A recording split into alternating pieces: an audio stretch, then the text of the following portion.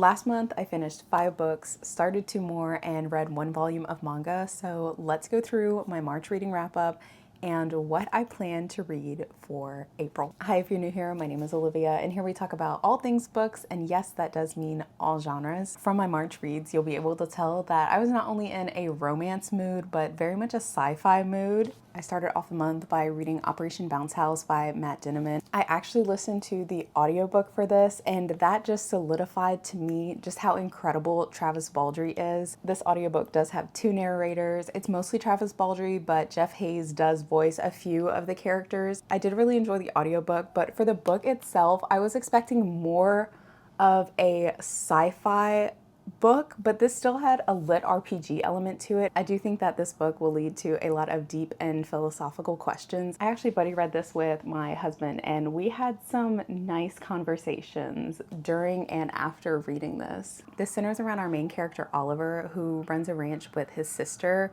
with the help of intelligent agriculture drones called honeybees. Throughout the story, there is exploration on artificial intelligence and genetic classicism. I did end up giving this a rating of 4 out of 5, so I really did enjoy it and I would recommend it. The second book that I finished this month is Well Actually by Maisie Eddings, and the beginning of this book was so captivating. This story centers around our female main character, Ava Kitt, who hosts a podcast called Sausage Talk, where she ends up interviewing B to D-list celebrities and kind of flirts with them. One night she goes out, has a little too much to drink, and ends up making a video about her old fling and another podcaster, Riley Cooper. She posts it on Instagram, thinking nothing of it. No one ever checks her Instagram, and it gets tons of views. He ends up responding, asking for a second chance, and she just thinks that he's doing damage control. I really enjoyed the first half of this book. The FMC is really snarky and pessimistic, which I can really relate to. But once the spice starts, I feel like we really lose the plot here, and I just did not enjoy the rest of the book. I ended up giving this 3 stars.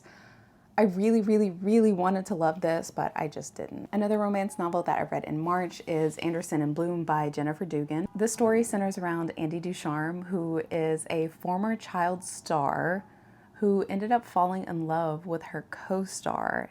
They dated for quite a long time and had a very public breakup. Andy ends up wanting a very quiet life and moves away from LA to this very small town, thinking that no one can find her. While scrolling through social media, she finds out that her ex, Nikki Price, is writing a memoir. This ends up bringing out a whirlwind of emotions where Andy has to truly decide if she is finally ready to let go. I enjoyed the beginning and the ending of this. Throughout the middle, there is way too much back and forth between the 2 FMCs where it's like, I want you, no I don't, yes I do, no I don't, to where it just got repetitive, and I was like, maybe you shouldn't be together. I do think that this book should have had content warnings at the very beginning, because I did find toward the end that it was a little bit triggering. It covers topics of addiction, and I do wish that it were handled with a little bit more care and consideration, or we went into a little bit more depth. I just felt like it was very superficial and thrown in there, and I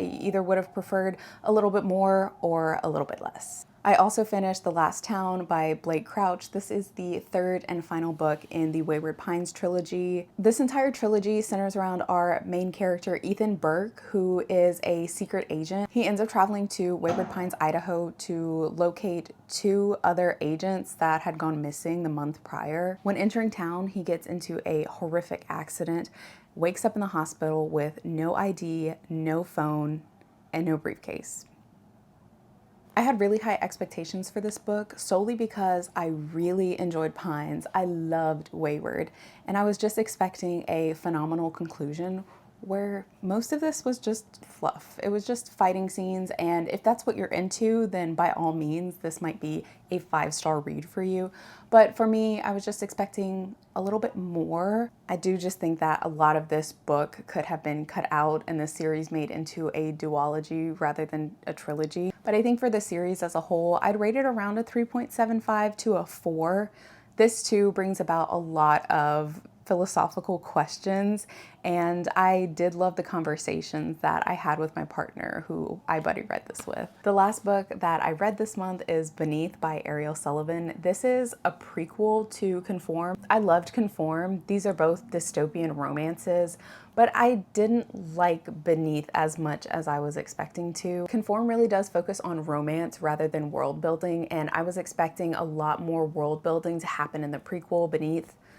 But I didn't find that here. I felt like it was super romance heavy, a lot of fluff, and just not enough going on. Toward the end of the book, we ended up getting some action, but I feel like it just left on too many cliffhangers. I do think that I'm going to give one more book a try to see if I will be continuing this series.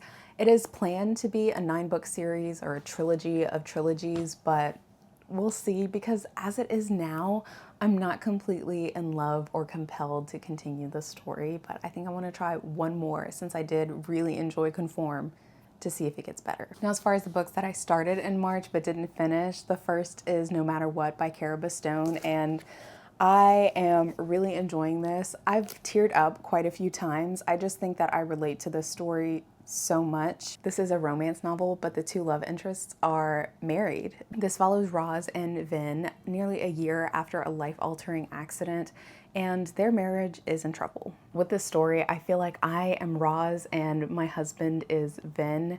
Roz loves to think out loud, whereas Vin is quiet and reserved and really struggles with talking about how he feels emotionally, which causes another level of stressors in their relationship. I don't want to give too much away because the first chapter is really what hooks you. So if you're able to sample the first chapter, I would highly suggest that you do that, because from there you're just hooked to find out what happens in the story. I also started but did not finish Bones by K.L. Spear. This was my indie pick for the month. I will be continuing this in April. I'm only about a chapter in, so I can't speak too much about it, but I've heard raving reviews about this and the second book, Fangs. This series is going to be traditionally published pretty soon, so I'm really excited to read these first 2 books and hopefully get my hands on the third one, Ashes, soon. Now that we've done a recap of what I read in March, let's talk about what I plan to read in April. A majority of these books are ARCs. I did go to the Barnes & Noble Book Fest, so I was able to grab a few of my highly anticipated reads for the rest of the year,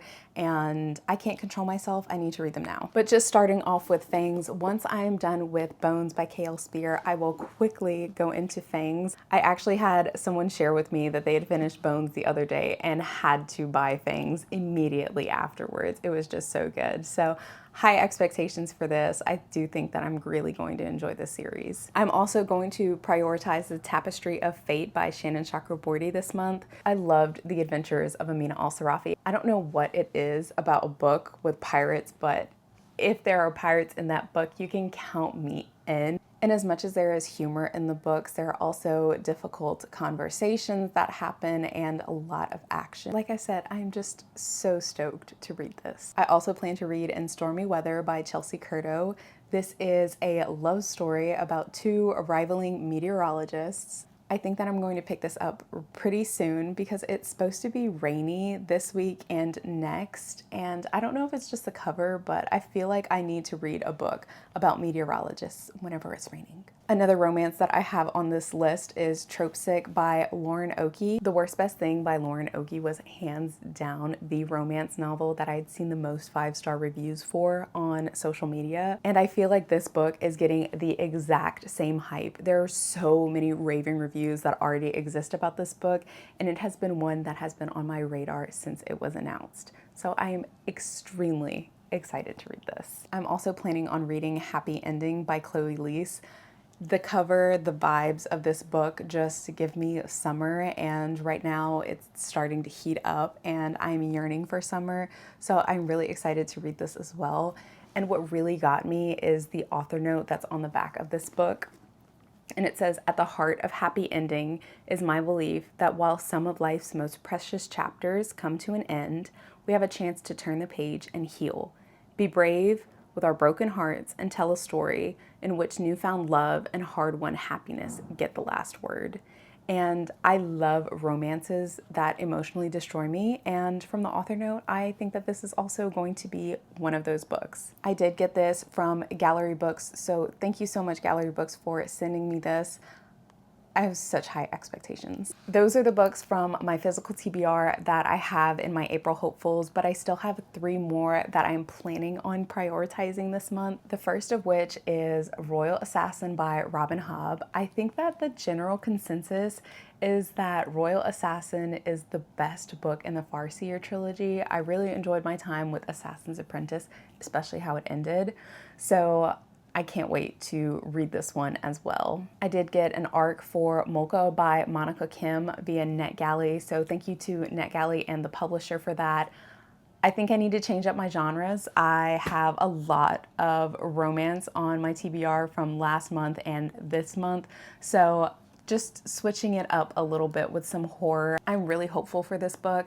I've read a lot of thrillers, but not so much horror. I'm kind of getting the introduction into the genre, so I'm excited to see how I like this. And the last book that I have planned for the month of April is Really Good, actually, by Monica Heisey. I actually started this one, and it's really interesting because the beginning of the book, it's kind of like a marriage in trouble, she's getting a divorce kind of thing. But the story so far has reminded me of Maggie or A Man and a Woman Walk Into a Bar by Katie Yee. To me, so far, it just has the same voice and the same sense of humor. So if that's a book that's on your radar or something that you really enjoyed, then so far, I would suggest you also pick up Really Good, actually. So far. I'm not too far into it, so my opinions might change on that. But that is all for my March wrap up and my April hopefuls. I hope you all have a lovely day, and I'll see you next time.